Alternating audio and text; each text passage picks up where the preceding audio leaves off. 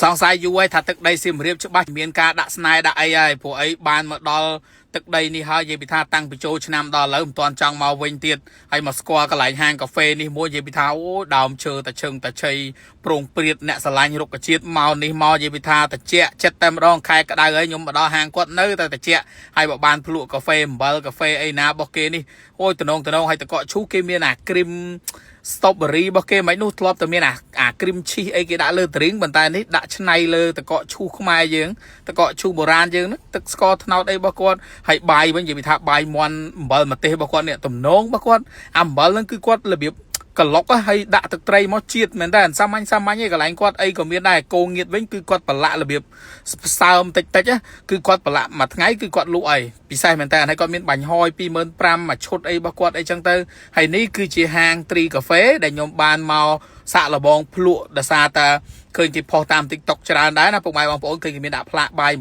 8,000 កាហ្វេមួយកែវ 5,000 អីចឹងទៅមកកន្លែងរបស់គាត់នេះគឺមានកន្លែងថតរូបលក្ខណៈរុក្ខជាតិបៃតងអ្នកដែលចូលចិត្តរុក្ខជាតិបៃតងគឺមកហ្នឹងគឺត្រូវឲ្យតិចមែនតើទោះបីជាខែក្តៅក៏ដោយហាងរបស់គាត់នេះមានសាឡននៅក្នុងហ្នឹងទៀតខ្ញុំឃើញចឹងមកថាអូអ្នកសៀមរាបបកែមែនតើខ្ញុំបានមកដល់ហាងកាហ្វេមួយនេះគឺថាជាគំរូមួយព្រោះអីនៅកន្លែងគាត់នេះគឺនៅផ្លូវកវ៉ាត់ក្រុងទល់មុខវត្តចកម្ដុំហ្នឹងបើថាឲ្យឆ្ងាយពីក្រុងអត់ទេជីមួយផ្លេតអីដល់ហើយអញ្ចឹងសម្រាប់អ្នកដែលថាមកកន្លែងកាហ្វេកន្លែងគាត់គឺអ្នកដែលចូលចិត្តបែបស្ងប់ស្ងាត់ចូលចិត្តថតរូបលេងបែបមួយធម្មជាតិអីហ្នឹងគឺត្រូវហើយកន្លែងអង្គុយអីគឺគាត់ធ្វើរបៀប camping មានតកកឈូសមានកាហ្វេមានបាយមានអីញ៉ាំសម្រន់អីលេងជជែកគ្នាអីចឹងអាចមកបានទ្រីកាហ្វេដែលគាត់មានការរៀបចំដូចពុកម៉ែបងប្អូនឃើញអញ្ចឹងនិយាយពីថាដើមឈើអីក៏មានដែរហើយកន្លែងអង្គុយវិញគឺគាត់មាន option ច្រើនអង្គុយបែបដូចមាត់សមុទ្រក៏គាត់រៀបរបៀបកៅអីមាត់សមុទ្រហ្នឹងក៏មានដែរហើយនេះតកកឈូសនិយាយពីថាអូយអ្នកលក់អ្នកឈូសតកកនេះក៏ហើយក៏ទៅមកសៀមរាបចឹងមិនថាអ្នកដែលមកទឹកដីសៀមរាបអ្នកខ្លះខ្ញុំចេះឆ្ងល់ហេតុអីចូលចិត្តមកម៉ែឬគេល្បីថាសៀមរាបដាក់ស្នែទឹកដីហ្នឹងមានអីណាអីណីក៏ពិតអត់ទេមកនេះមកញ៉ាំតកកឈូសកាហ្វេអីនៅកន្លែងគាត់នេះតំណងឲ្យតកកលង្សស្គូសតកកដាក់មកថែមភាពផ្អែមល្ហែមដោយប្រើស្អីគេនេះអូយអាចនេះ strawberry របស់គេដាក់ពីលើចឹងមកមានផ្អែមដោយស្ករត្នោតអីទៀតជាតិណាពុកម៉ែបងប្អូនឲ្យតកកឈូសគាត់ធូរថ្លៃតម្លៃសមរម្យទេអត់មានថ្លៃទេហើយលក់តាំងពីម៉ោង 7 ព្រឹករហូតដល់ម៉ោង 7 យប់ឯណោះចឹងសម្រាប់អ្នកទាំងអស់គ្នាដែលចូលចិត្តតកកឈូសខ្វះភាពផ្អែមល្ហែមអីហ្នឹងអាចមកដាក់បានតកកឈូសរបស់គាត់នេះមានជំរើសច្រើនណាជំរើសរបៀបជាមួយនឹងប្រភេទ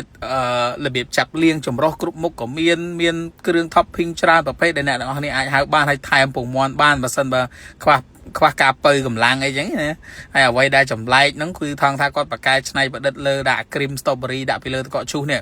ព្រោះអីរាល់ដងអាគ្រីម cheese គ្រីម strawberry គ្រីមអីចឹងគេដាក់លើ drink ចឹងប៉ុន្តែគាត់អត់ទេយកមកដាក់តកកឈូសធ្វើឲ្យបានប្លែកមកបែបរបស់គាត់ចឹងទៅហើយគាត់ប្រើលក្ខណៈបែបខ្មែរយើងមានកំពង់អស័យមាន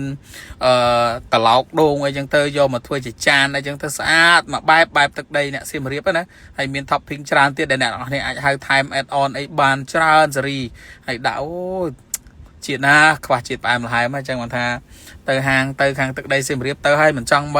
វិលវិញណាចឹងអ្នកណាខ្លះដូចខ្ញុំខ្លះទៅលេងសៀមរាបនិយាយពីថាអូយសបោណាស់របស់ញ៉ាំរបស់អីទូថ្លៃសបោបែបមានជំរើសកន្លែងអង្គុយច្រើនទឹកដីនេះរៀងទូជាងក្រុងភ្នំពេញយើងមែនប៉ុន្តែមិនខ្វះទេរបស់ញ៉ាំហើយមិនខ្វះទេអ្នកលក់ស្អាតណាហើយនេះកាហ្វេរបស់គាត់ណាអូយមានតាំងពីគ្រីមឈីសមានតាំងពីអីណា strawberry cheese អីណារបស់គេច្រើនជំរើសហើយកាហ្វេរបស់គាត់មានអាកាហ្វេពងមាន់មានអីទៀតណាពុកម៉ែបងប្អូនដាក់កាហ្វេហើយដាក់ទឹកដោះគោដាក់ពងមាន់ដាក់អីរបស់គេហើយចង់បាន topping អីផ្សេងទៀតក៏គាត់មានដែរជាប្រភេទ topping របស់គាត់គឺច្រើនជំរើសដែលពុកម៉ែបងប្អូនអាចសាកល្បងបាន drink គាត់អីមានចាប់ពី 5,000 8,000